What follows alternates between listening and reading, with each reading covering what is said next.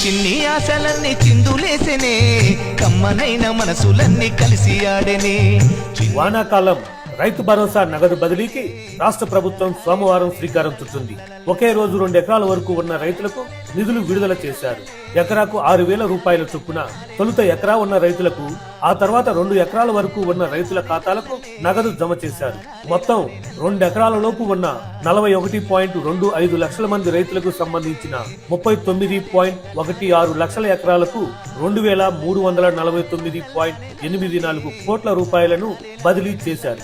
మంగళవారం 3 ఎకరాల వరకు భూమి ఉన్న రైతులకు రైతు భరోసా వేయనున్నారు. గతంలో బీఆర్ఎస్ హయాంలో రైతు బంధు వేయడానికి ఎకరానికి 1 రోజు చొప్పున 10 రోజుల నుంచి 15 రోజుల వరకు నగదు బదిలీ చేసిన సందర్భాలున్నాయి. ఇప్పుడు కేవలం 9 రోజుల్లోపు ప్రక్రియను మొత్తం పూర్తి చేయాలని సీఎం రేవంత్ రెడ్డి గారు నిర్ణయానికి వచ్చారు. ఆనందము ఆకాశము సందడై సంద్రమై ఉప్పొంగెనే. ఎకరానికి 6,000 రూపాయల చొప్పున పంపిణీ చేయడానికి 1.5 ఎకరాలకు మొత్తం 9,000 కోట్ల రూపాయలు అవసరమవుతున్నాయి.